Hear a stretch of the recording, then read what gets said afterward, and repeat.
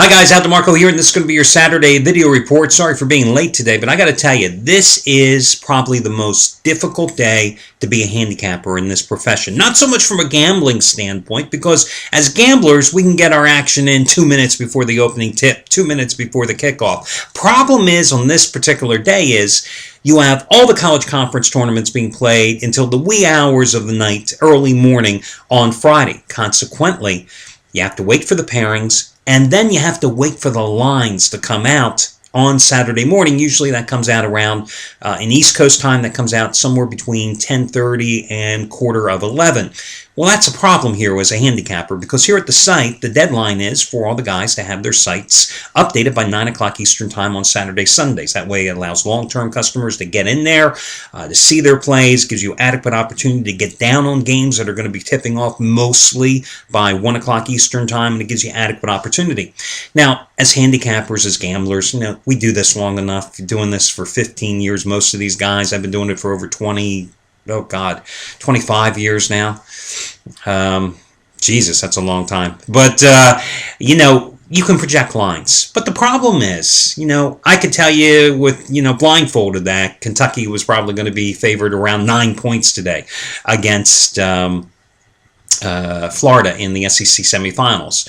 I could have told you that Michigan State was probably going to be laying about 3 points against Wisconsin today in the Big Ten semifinals. Well, Kentucky was 8.5. Michigan State was actually 4. We can all project lines, but releasing them to you to gamble on, for us to gamble on, we want to have the real numbers, because sometimes it's that half point to 1.5 point deviation between what you project the line to be and what the actual posted price is in Vegas and offshore that makes us, as handicappers and gamblers, come down on one side of a game or another, or totally bypass a particular game. So that's what makes today so tough, not having the lines till late. That's why some of the handicappers, most of the handicappers, were late here at the site. That's why this video report, in fact, was late being aired today. But anyway, I'm here.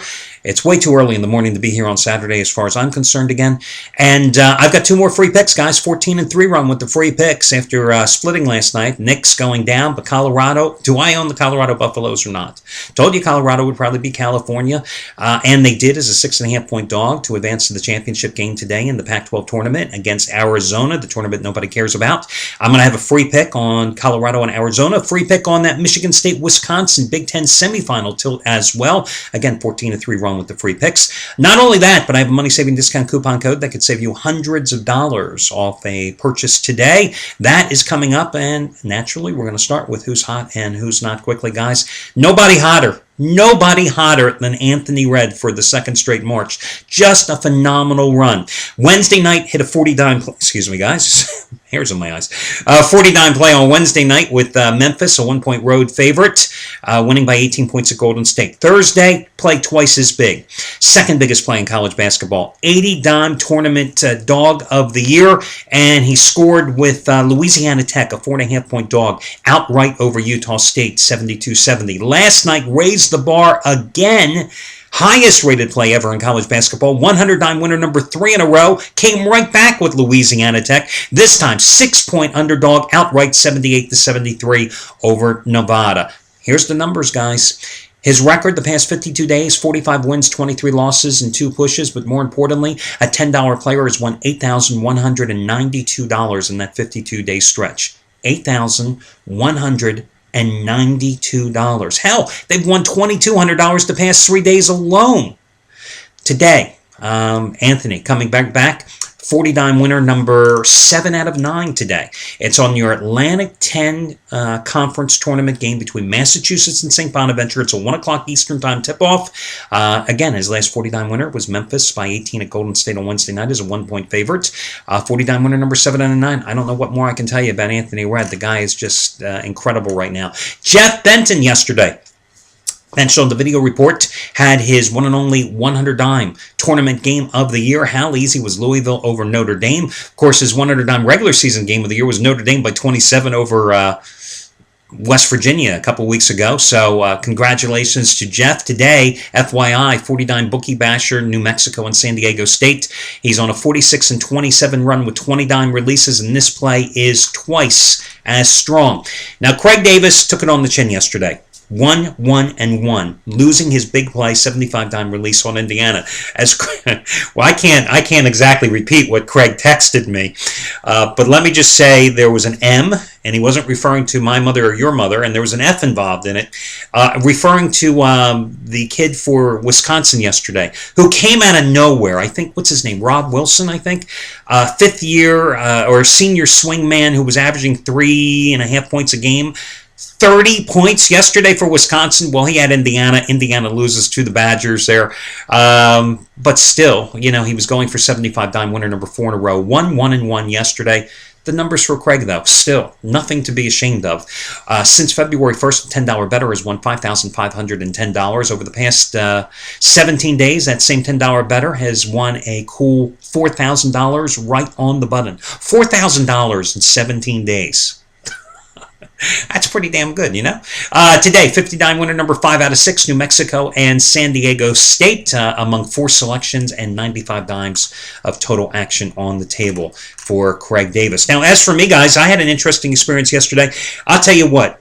When I handicap the card, I list all the games that I have potential thoughts about, that I think about, initial considerations, and I go back and I weed out the guys that I don't like.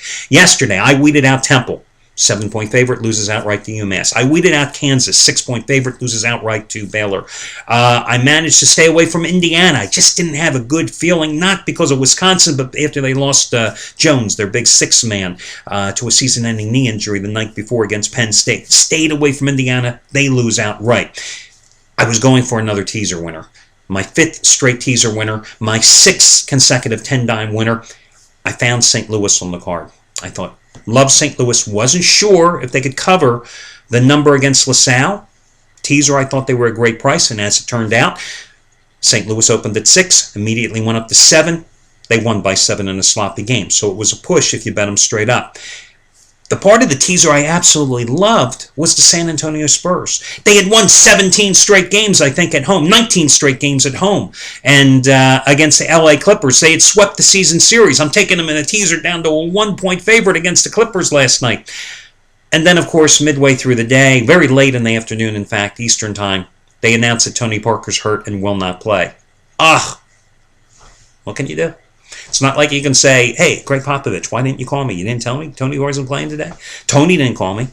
He's a very secretive guy, I think. I asked Eva Longoria. Anyway, there you go.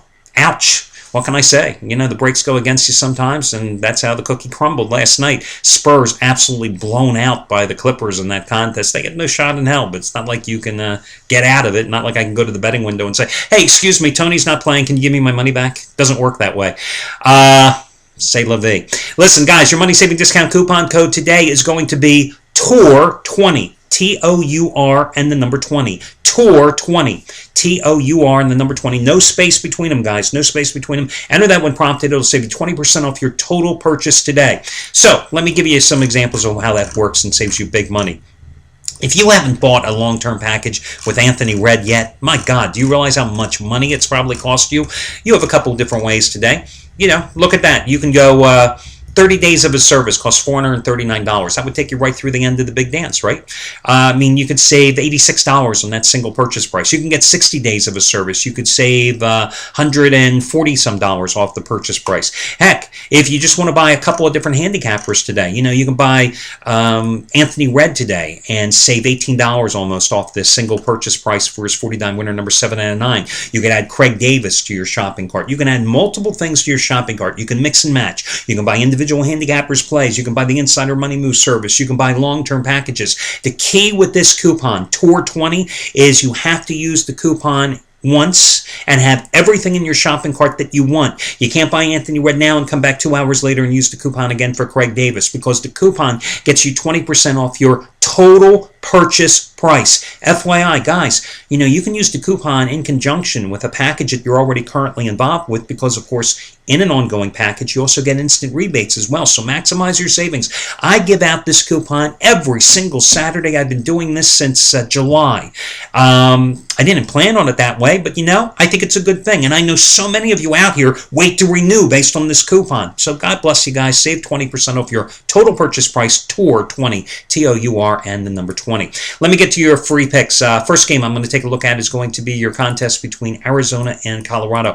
Listen, Arizona needed a big second half rally yesterday to beat Oregon State. I mean, they were down 7 at halftime, and then because Oregon State had gone on an 18-1 roll to finish the first half, but then Arizona comes out and they score 20 of the first 23 points in the second half, and that puts them en route to a 72-61 victory. They beat up UCLA in their first round tournament game. Now, third game in less than 36 hours.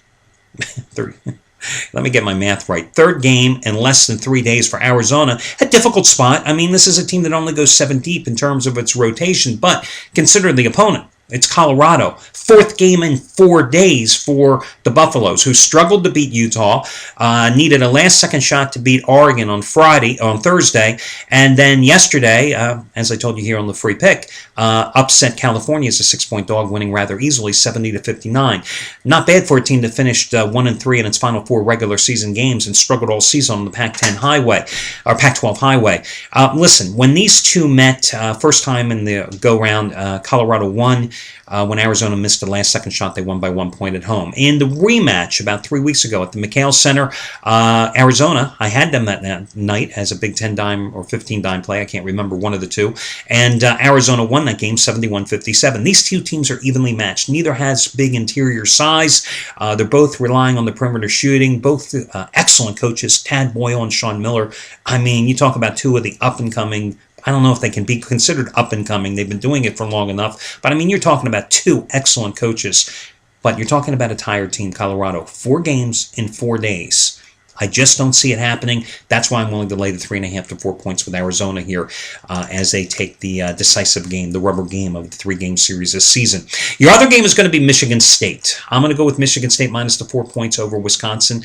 Listen, how many times is Wisconsin going to get 30 points from a guy averaging 3 points a game as they did against Indiana yesterday? And the fact is, they absolutely own Indiana. I mean, they've won 9 straight against Indiana. So, beating the Hoosiers, a team that has a weak constitution in terms of playing on the road anyway, even though yesterday's game was in nearby Indianapolis, I don't think was that big of a deal. It's one of the reasons I got off the Hoosiers yesterday. Michigan State ended the regular season with those 2 straight losses, but I mean, they played really well against Iowa yesterday. I mean, they hammered Iowa in that contest. And, it was a game they were up by as many as 25 points at times in that 92-75 victory. Now, did Michigan State, in the Ohio State loss, lose one of their starting players, their shooting guard, Brandon Dawson? Yes, they did. But Brandon Wood, who used to play for Valpo, had a very strong game yesterday against Iowa with 10 points. Tom Izzo has lost 4 straight tournament games against Bo Ryan. I think it's time for Michigan State to win this game.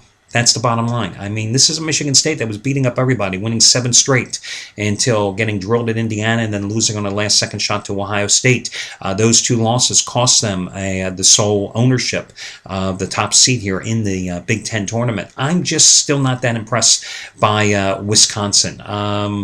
Again, how many times is a guy, Rob Wilson, going to get 30 points, 27 over his average to give them the win? Michigan State swept the regular season series. They won by 3 in overtime in Madison.